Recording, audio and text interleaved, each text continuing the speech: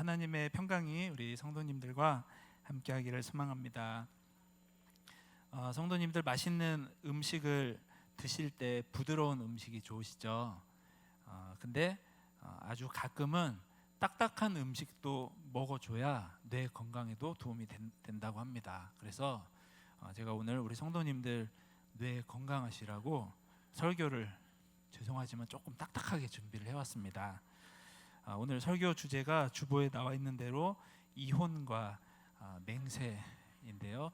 아무쪼록 말 실수 없이 또 오해 없이 준비한 내용이 우리 성도님들께 잘 전달이 되고 은혜가 되었으면 좋겠습니다.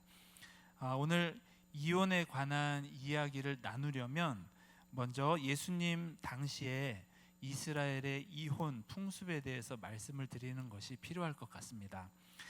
당시에 이스라엘 남자들에게 있어 이혼 요구는 쉬운 일이었다고 합니다. 그 근거가 신명기 24장 1절인데요. 제가 말씀을 읽어드리겠습니다. 사람이 아내를 맞이하여 데려온 후에 그에게 수치되는 일이 있음을 발견하고 그를 기뻐하지 아니하면 이혼 증서를 써서 그의 손에 주고 그를 자기 집에서 내보낼 것이요. 방금 읽어드린 이 구절에서 수치되는 일이라는 표현이 나옵니다.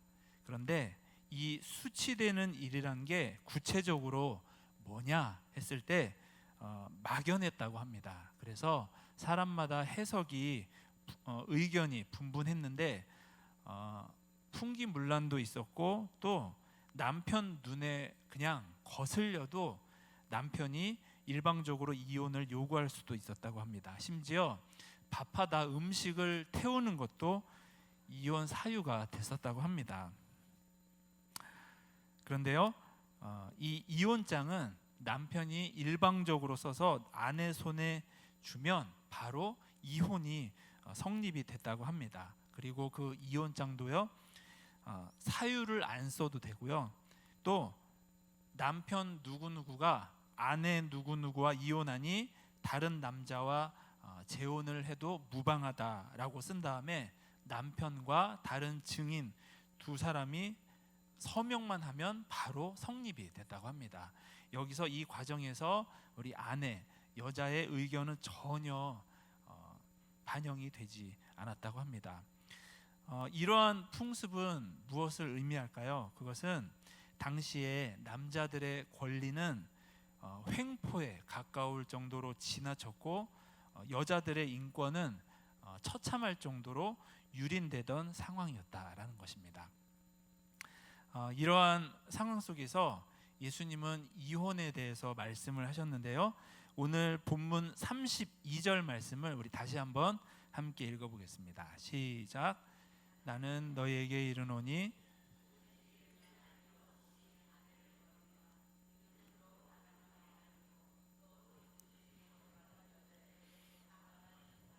가늠한 임이니라. 성도님들, 예수님은 이 이혼에 관한 말씀을 당시에 누구에게 하고 계시는 걸까요? 남자일까요? 여자일까요? 맞습니다. 남자입니다. 왜냐하면 아까도 말씀드렸지만 이혼에 있어서 당시 여자들, 아내들은 아무것도 주장할 수가 없었기 때문입니다. 즉 여자는 전적으로 남자의 횡포, 폭력의 희생양이 될 뿐이었기 때문입니다. 그래서 여자에게 이혼하지 마라 라고 하는 것은 당시 이스라엘 사회에서 여성들에게는 전혀 도움이 안 되는 얘기였던 것입니다. 당시 이혼은 전적으로 남자의 절대 권한이었고 예수님은 지금 남자를 향하여서 이혼을 금지시키고 있는 것입니다. 그런데 어떻게 금지시키셨을까요? 예수님은요, 가정은 하나님의 작품이다라고 하는 어떤 원칙적이고 당위적인 얘기를 하신 게 아니었습니다. 또 여자가 불쌍하지 않느냐며 남자의 감정에 호소하시지도 않으셨습니다. 또 너그러이 다시 숙고해 보라고 남자들이 가진 권위에도 호소하시지도 않으셨습니다. 아까 읽은 32절을 다시 보면요, 음행한 이유 없이 아내를 버리면이라고 나오는데요. 음행처럼 이혼할 만한 분명한 사유도 없는데 아내를 버리면이라는 뜻입니다. 그리고 이는 그로 간음하게 함이요라고 나오는데요. 여기서 이 표현을 잘 보시면요, 간음하게 하는 주체가 누구입니까? 아내일까요? 아닙니다. 남편입니다. 그러니까 정리하자면 남편이 분명한 사유도 없는데 아내를 버리면 그것은 곧 아내가 간음하도록 네가 등 떠미는 꼴이 되는 것이다 라고 말씀을 하고 계시는 것입니다. 그리고 심지어는요, 그 뒤에 또 누구든지 버림받은 여자에게 장가드는 자도 간음함이니라.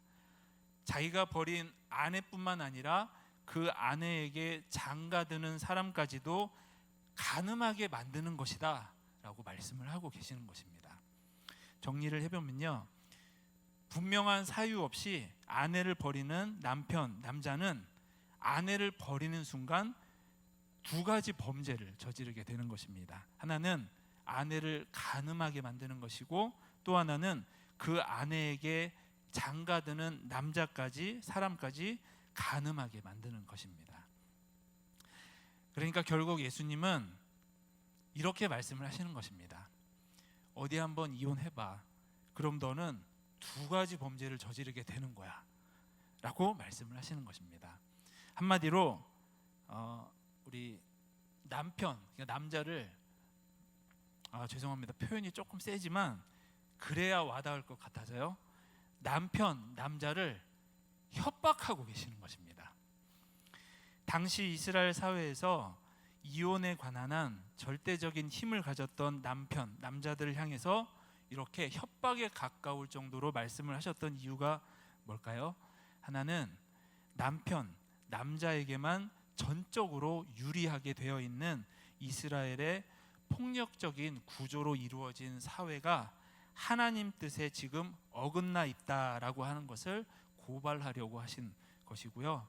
또 하나는 이혼 당할 경우 삶이 이어지는 것이 거의 불가능하게 되어 있는 당시 이스라엘 문화, 사회 안에서 살아가는 약자인 여성을 보호하시려고 하신 것이라 볼 수가 있습니다. 물론 약자에 대한 보호는 단순히 약자는 약하고 불쌍하니까 약자를 보호해야 한다, 이런 취지보다 더 본질적인 것을 예수님은 추구를 하고 계신 것입니다. 그게 무엇이냐면 하나님 앞에서는 누구나 평등하다라는 것입니다. 그리고 여기에서 평등은 차이는 존중하되 차별은 하지 않는다라는 것입니다. 예수님이 말씀하신 마태복음 5장 45절 말씀에 보면 하나님은 해와 비를 악인과 선인, 의로운 자와 불의한 자 모두에게 내리신다라는 말씀이 나오는데요. 거기서 악인과 선인, 또 의로운 자와 불의한 자의 차이는 존중을 하십니다. 그러나 해와 비가, 즉 하나님의 은총은 차별 없이 모두에게 내린다라고 말씀을 하고 계십니다. 또 사도 바울이 이야기한 갈라디아서 3장 28절에도 보면 유대인이나 헬라인이나 종이나 자유인이나 남자나 여자나 그리스도 예수 안에서 하나다라고 말씀을 하고 있는데요. 여기서도 유대인과 헬라인, 종과 자유인, 남자와 여자라는 차이는 그대로 존중을 하십니다. 그러나 그리스도 안에서 하나다, 즉 하나님의 은혜를 받는 것에 있어서는 어느 누구도 차별이 없다라고 말씀을 하고 계시는 것이죠. 이것이 예수님의 마음이고 또 그 예수님을 보내주신 하나님의 마음인 것입니다.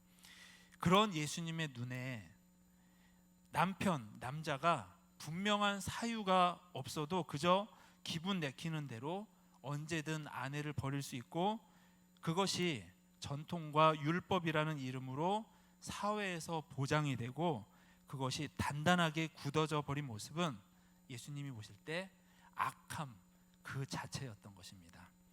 그래서 예수님은 그런 절대 권한을 가진 남자들에게 경고하시고 협박에 가까운 말씀을 하고 계시는 것입니다. 단순히 이혼하지 마라가 아니라 누군가를 철저하게 희생시키면서 자신의 기득권을 지키려는 악함을 버려라. 지금의 악한 현 상태를 그렇게 계속 유지시키는 일에 더 이상 동조자가 되지 마라 라고 예수님은 말씀을 하고 계시는 것입니다. 그러므로 본질적으로 예수님은 이혼을 금지하신 것보다 차별을 금지하신 것에 더 가깝다라고 생각이 되어집니다. 여기서 말하는 차별이 뭘까요? 누군가를 희생시키면서 자기만의 이득을 챙기는 것을 말합니다. 골고루 행복한 것이 아니라 극단적으로 일부 누군가에게만 행복이 집중되고 그만큼 누군가는 행복을 누리지 못하고 불행하게 만들어지는 그런 모습이 바로 예수님이 보실 때 악한 차별인 것입니다. 하나님은 악인과 선인 모두에게 해와 비를 내리시는 분이라고 가르치셨던 예수님에게 이런 모든 형태의 차별은 악이며 죄였던 것입니다. 그러면 이러한 말씀을 오늘 여기서 신앙생활하며 살아가는 우리에게 적용을 한다면 뭐라고 말할 수 있을까요? 단순히 이혼하지 마라가 아닙니다. 누구는 행복하고 누구는 불행한 게 아니라 모두가 골고루 행복해지도록 노력하자라는 것이 이 말씀 속에 담긴 의미라고 볼 수가 있겠습니다. 그래서 교회 밖 사회는 몰라도 적어도 우리 교회 안에서만큼은 어린 아이로부터 노년에 이르기까지 물론 각 세대별로 성별이나 나이 차이 같은 그런 차이는 분명히 존재는 하지만 그런 차이 때문에 어느 누구도 행복으로부터 소외되거나 차별되지 않고 모두가 함께 은혜를 받아서 함께 행복해지는 공동체, 교회를 만드는 것이 바로 예수님이 꿈꾸신 하나님 나라인 것입니다. 바로 이것이 기본이고 본질이고 밑바탕이라고 생각해 볼 수가 있는 것입니다. 이런 관점에서 이혼에 대해서 생각을 해보면요, 사회에서는 혹시 이혼을 겪은 사람이 어떤 불이익이나 차별을 겪는다 할지라도 예수님을 믿고 사랑하며 따르는 공동체인 우리 교회 안에서는 이혼을 안 한 가정이라고 좀 더 우대를 받고 이혼을 한 가정이라고 해서 더 홀대받는 일이 결코 있어서는 안 된다라는 것입니다. 이혼을 겪었든 그렇지 않든 교회 안에 일단 들어오게 된다면 모두가 하나님의 자녀라는 생각으로 서로 존중하고 배려하고 돌보고 섬기면서 함께 모두가 골고루 하나님의 은혜를 평등하게 누리는 공동체로 세워가는 것이 바로 우리의 사명이고 교회의 사명인 것입니다. 차이는 있어도 차별은 하지 않는다라는 이 본질 대원칙에서 비춰본다면 오늘 본문에 나온 이 이혼은 사실은 다루어질 수 있는 수많은 주제 중에 하나일 뿐이다라는 생각이 듭니다. 남자와 여자, 어린이와 어른, 내국인과 외국인, 가난함과 부유함, 또는 우리 신앙생활에 있어서 어떤 묵상기도나 통성기도 그런 등등 그 어떤 주제라도 마찬가지입니다. 서로 다를 수는 있지만 그것으로 누군가를 정죄하고 비난하고 차별하게 된다면 그것이 바로 예수님이 반대하시고 심지어 그러면 안 돼라고 협박하시기까지 하신 그런 악한 모습인 것입니다. 처음부터 완벽한 공동체는 없다라는 생각이 듭니다. 그러나 이러한 공동체가 되어 가도록 우리 모두가 함께 기도하면서 수고할 때 하나님께서 우리 교회를 통해서 영광 받으실 줄로 믿습니다. 여기까지가 이혼에 대해서 나눈 말씀이고요. 목이 바짝바짝 타는데 잠깐 물 좀 마시겠습니다.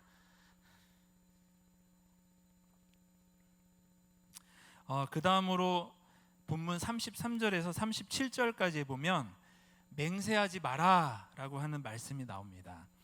33절에 보면 옛사람에게 말한 바라고 나오는데요.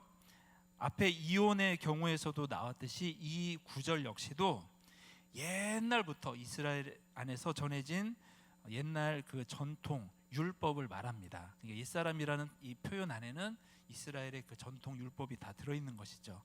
그리고 헛 맹세를 하지 말고 맹세한 것을 굳게 지키라라고 나옵니다. 그러니까 한마디로 맹세를 반드시 지켜라라고 말씀을 하고 있는 거죠. 언뜻 듣기에는 좋은 거 아닌가? 맹세를 꼭 지켜야지 이런 생각이 듭니다.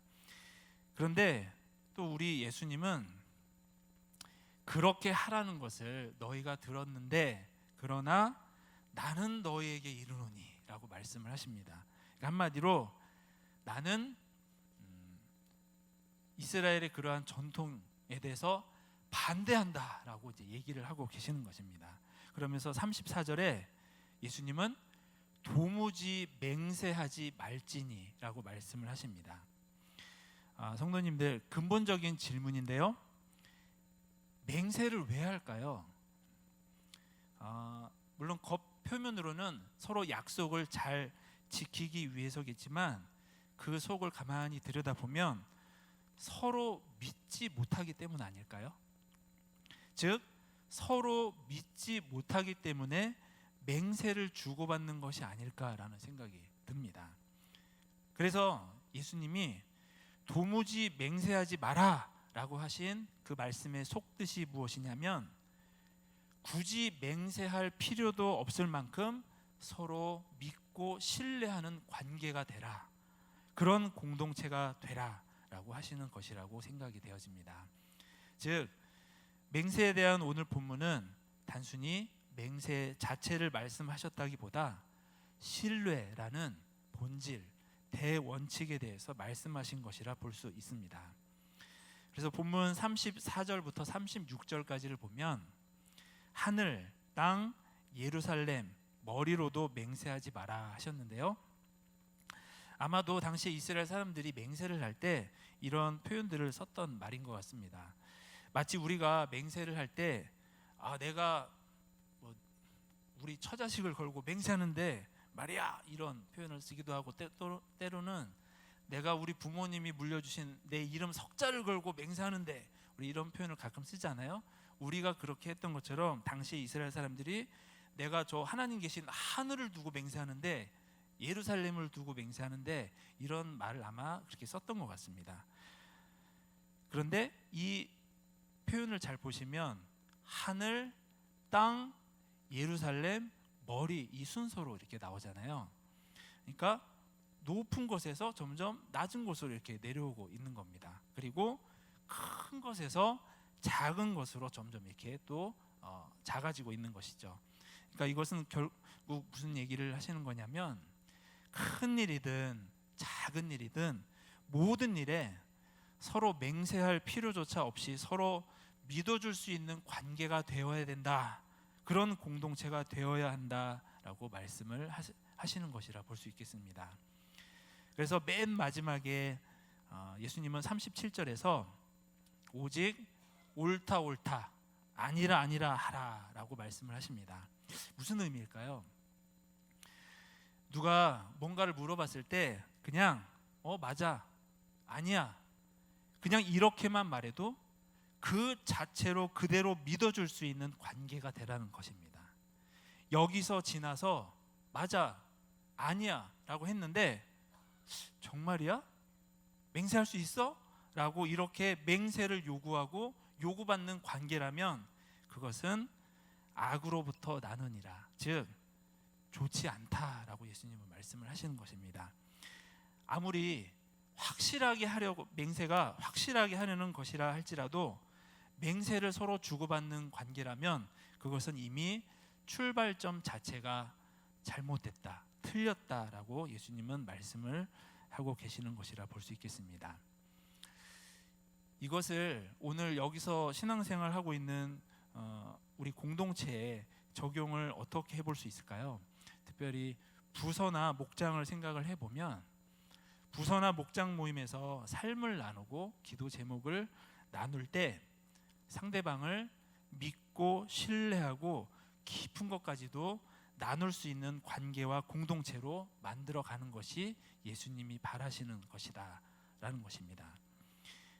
내가 얘기한 거 오늘 여기서 나누는 거 딴 데 가서 절대 얘기하면 안 돼요 라고 이렇게 맹세를 요구하고 요구받는 공동체, 상대방을 믿지 못해서 삶을 나눠도 그냥 피상적인 것만, 일반적인 내용만 나누는 그런 관계나 모임이나 공동체라면 그것은 악으로부터 나느니라, 즉 이미 출발점 자체가 잘못됐다라고 하는 것입니다. 특별히 새가족을 생각을 해보면요, 새가족이 새가족 교육을 마치고 각 동산 목장에 이렇게 배치가 되잖아요. 근데 처음에 얼마나 우리 새가족분들이 낯설겠습니까? 처음에 목장 모임을 가서 이제 삶이나 기도 제목을 나눌 때 내가 이런 얘기를 처음인데 좀 해도 되나? 나눠도 되나? 이런 마음이 들 수가 있잖아요. 근데 이런 마음이 사라지고 깊은 얘기를 나누려면 어떻게 해야 할까요? 그것은 신뢰를 쌓아가야 하는 것입니다. 여기서 나눈 얘기는 다른 사람 귀에 들어가지 않는다라고 하는 신뢰를 쌓아야 하는 것입니다. 어떻게 그 신뢰를 쌓을까요?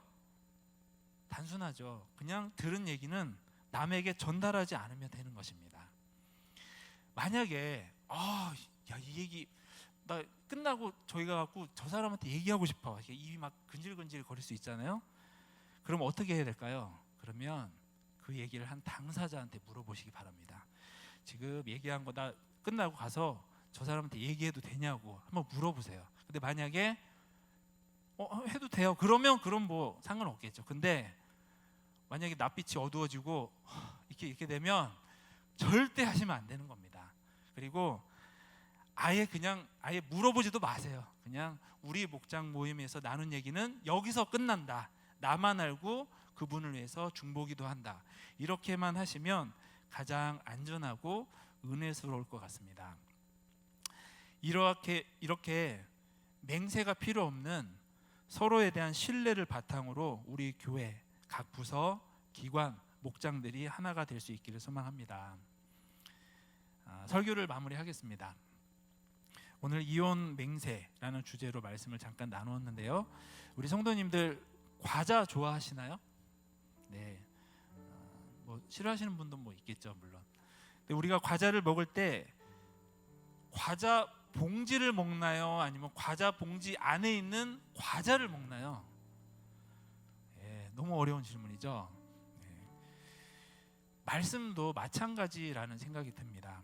우리가 말씀을 볼 때 이 성경이라는 책에 적힌 이 글자가 중요한가요? 아니면 글자 안에 담긴 그 글자 속의 뜻, 본질이 중요한가요? 뜻, 본질이 중요하죠. 물론 그렇다고 해서 여기 적힌 글자 자체가 뭐 나쁘다, 뭐 무시할 만하다, 이건 물론 당연히 아닙니다. 본질이 더 중요하다라는 것이죠. 이 말씀을 드리는 이유는 우리가 신앙생활을 함에 있어서 우리 공동체의 하나됨을 혹여나 방해하는 모습 중에 하나가 성경에 그렇게 적혀 있잖아 라고 한다는 것이죠. 오늘 우리가 읽은 말씀처럼 아내를 버리지 마라, 이혼하지 마라, 그렇게 적힌 글자만을 갖고서 이혼을 겪은 사람이 마치 어떤 큰 잘못을 저지른 사람인 양 그렇게 취급해서는 절대 안 된다라는 것입니다. 또 맹세하지 마라 라고 적혀 있다고 해서 우리가 살아갈 때 어떤 거래를 할 때 뭐 차용증도 안 쓰고 영수증도 안 챙기고 계약서도 안 썼다가 나중에 큰일 당하는 일을 만들어서는 안 된다라는 것입니다. 계약서도 확실하게 쓰고 영수증도 꼬박꼬박 챙기고 그렇게 해야 된다는 것이죠. 성경에 이 이혼, 맹세가 나온다면 이것을 예수님이 말씀하신 의도가 뭘까? 예수님의 그 속뜻이 무엇일까? 본질이 무엇일까? 예수님이 정말 말씀하고 싶으셨던 게 뭘까? 그것을 생각하면서 우리가 말씀을 볼 때 우리가 좀 더 은혜를 받을 수 있겠다라는 것입니다. 그 본질을, 그 예수님의 마음을, 뜻을 우리가 온전히 이해하기 전까지는 우리는 늘 겸손해야 할 줄로 믿습니다.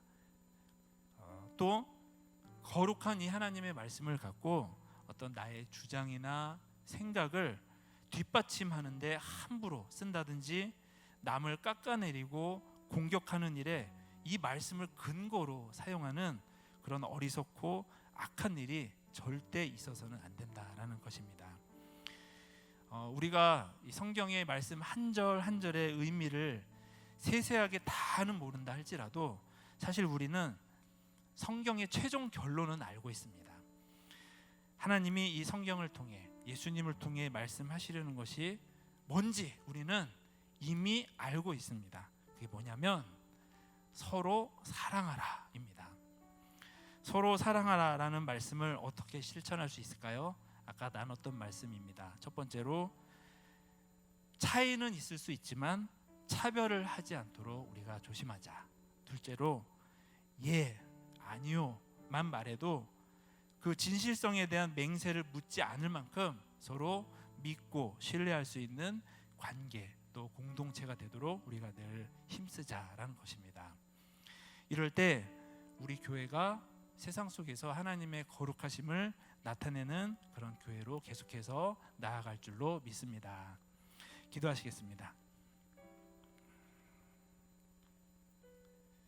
하나님 아버지, 우리 반월중앙교회라는 아름다운 공동체 안에서 함께 어우러져 신앙생활할 수 있도록 우리를 한 공동체로 불러주셔서 감사합니다.